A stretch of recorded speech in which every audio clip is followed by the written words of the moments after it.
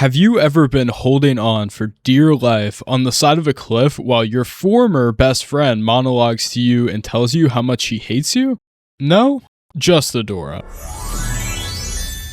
Episode 11, Promise, is one of the defining points of Season 1 and of the series as a whole. But one aspect of this episode confused me the first time and even the second time that I watched it. A moment that in many ways defines the Catra and Adora dynamic for the rest of the show. And that's the ending, where Catra throws the sword and leaves Adora hanging. Just before things seem to be going so well, why did Catra do this? Well, that's what this video is about, you dummies, so grab your popcorn or Adora-shaped gummy bears and enjoy. The premise of this episode is simple. Catra and Adora are trapped together. This is one of my favorite episode concepts. You see it in Steven Universe with Garnet and Pearl. You take two characters that have unresolved conflict and put them in an environment where they are forced to resolve it. And oh boy, do they have unresolved conflict. A lot has happened in the past few episodes. Here's a quick recap. They flirt at Princess Prom. Catra kidnaps Adora's best friends. Adora gets captured by Shadow Weaver trying to save them. And finally, Catra helps her escape. So when the two enter the Crystal Castle,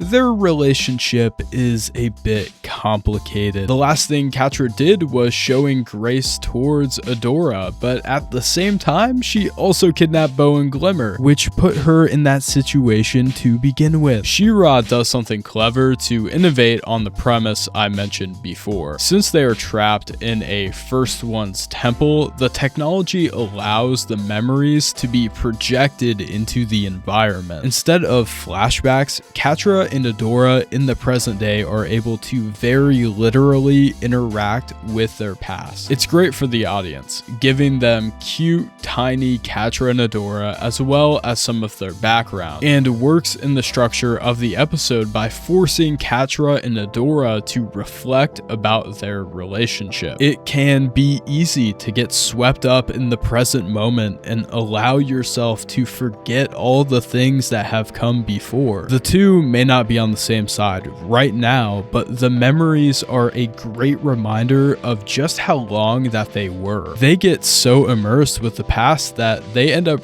recreating the moment in the present, running together and crikey. But once things are brought back to the present, the unresolved conflict is still there. The innocent joy of a childhood memory is juxtaposed with the complexities of their adult relationship. The two of them are both resentful towards one another, and while that can be put aside temporarily, there are still issues that need to be worked out. And so Adora asks Catra why she helped her back in episode 9. Catra responds, saying she didn't want Shadow Weaver to erase her memory. This will come back up later. After this is a blink and you'll miss it kind of moment. As Catra walks off, her tail brushes up against Adora's hand, and Adora smirks. The contact is Catra letting Adora in as she gets vulnerable. They walk together, and she asks a sort of rhetorical question about if everything was bad growing up. Adora affirms she has good memories and that she left because the Horde is evil. She does not say it outright, but the subtext is Adora reassuring Catra that she did not leave because of her. Next, they relive a training session. They are a bit older now, pre-teen to teenage. Catra is able to gain the advantage on Adora by faking to be hurt.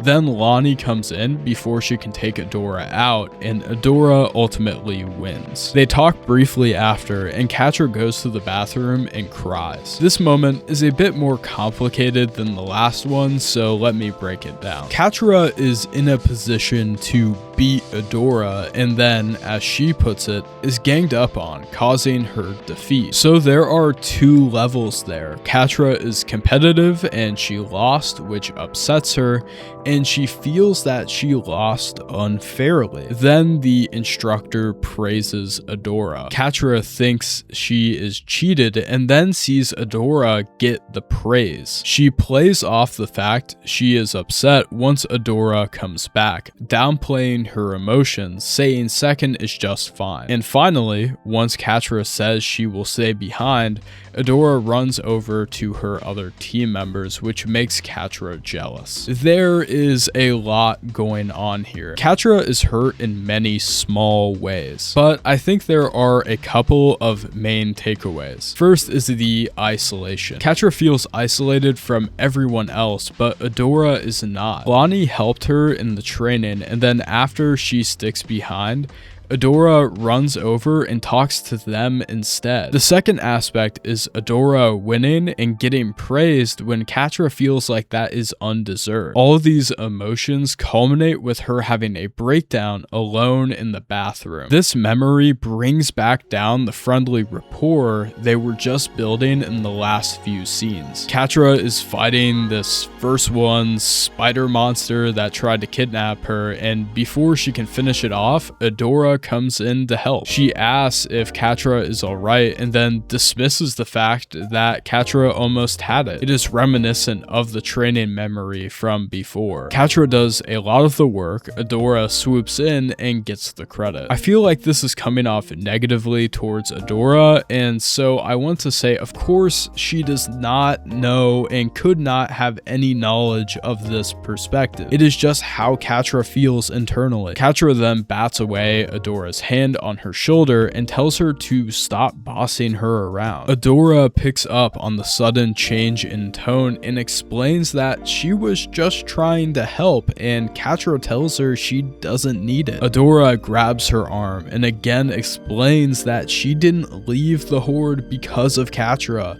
but because of the evil that it was a part of, and asks Catra to join her. And for a moment, it looks as if she could say yes before she walks away. This moment is so pivotal between the two characters and has so much going on. First is Adora noticing something is wrong but not identifying the problem. From her perspective, the last thing she talked to Catra about was her leaving, and so that's what she is upset about. If this was the issue, Adora does a great job of clarifying and reassuring her. But of course, this is not what Catra is upset about. And that takes us to the second part. Adora's offer, instead of being kind and generous, seems to have a different meaning in the eyes of Catra at this moment. Catra feels like Adora doubts her and undervalues what she contributes. So when she offers Catra to come back to her,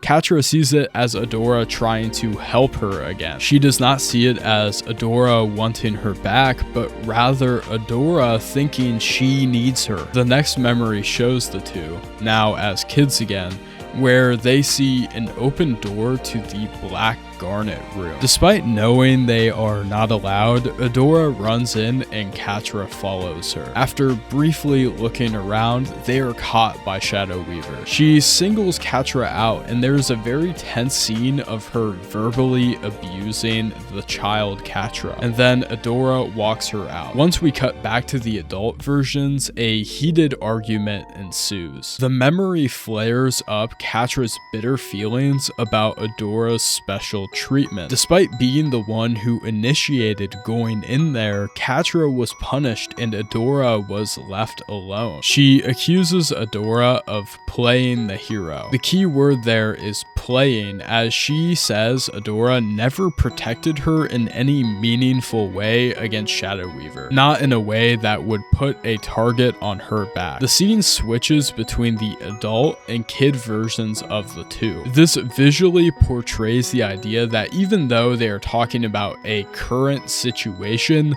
the problem has always been there. Catra has always felt this way. She acted like she didn't care about being second or being force captain, but she did. This culminates with Catra telling her, "Why do you think I gave the sword back to you in the Fright Zone?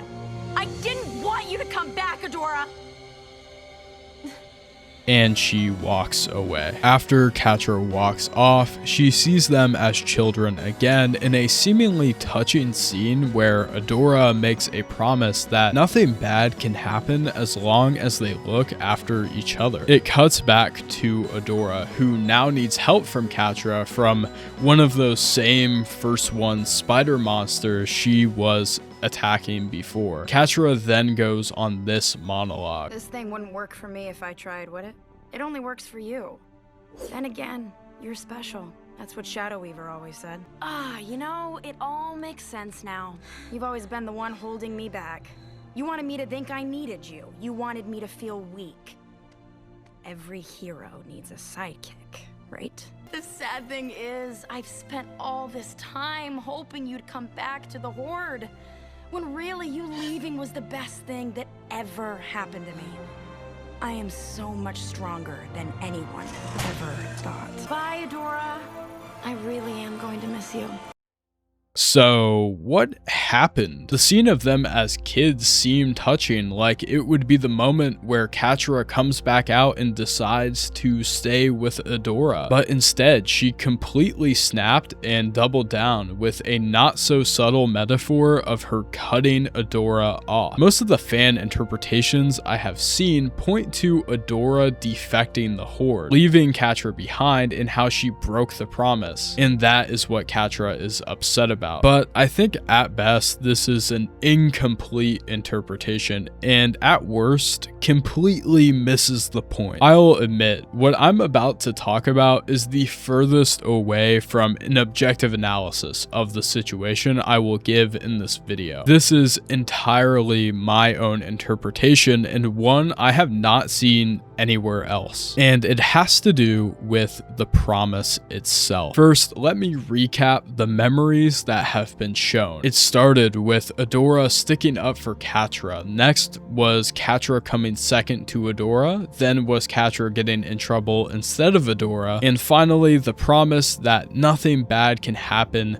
while they stick together. Adult Catra looks back at these events and sees this promise as malicious because Adora was wrong. Despite them staying together, Catra constantly had to deal with abuse from Shadow Weaver, coming in second place, and being an outcast from her peers. But as soon as Adora left, things began to change. She became Force Captain, started climbing the ranks, and has been able to stand up to Shadow Weaver. Adora was using Catra as a stepping stone for her own success. She realizes that promise was more beneficial to Adora than it was to her. She realizes that she doesn't need Adora, Adora needs her. And that's why she does what she does, gives that monologue and cuts Adora off. She had to be the sidekick to Adora's hero. She had to be weak for her to feel strong, for her to feel special. And that's why she left, because she wanted to play the hero and feel special, and she didn't need Catra for that. And so she makes the logical decision to cut off the toxic person from her life.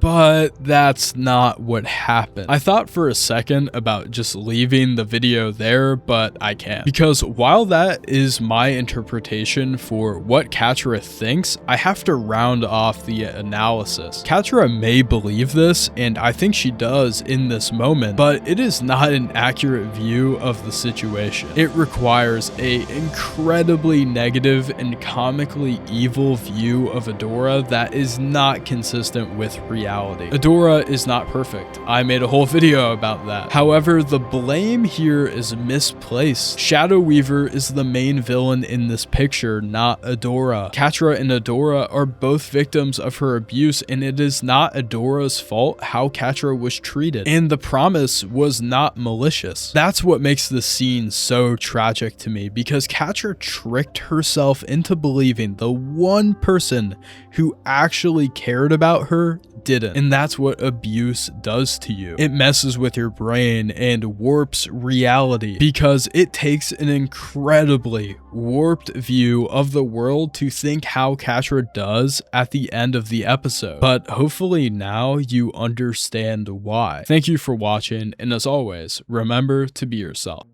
If you enjoyed the video, make sure to like and subscribe. I know it was a while since the last one, but I am working on being a bit more consistent. If you want to check out more creative stuff by me, I would send you to my Tumblr page. That's where I post fan art and other fan content that you may enjoy. I'm also somewhat active on Blue Sky. Thank you for watching, and again, remember to be yourself.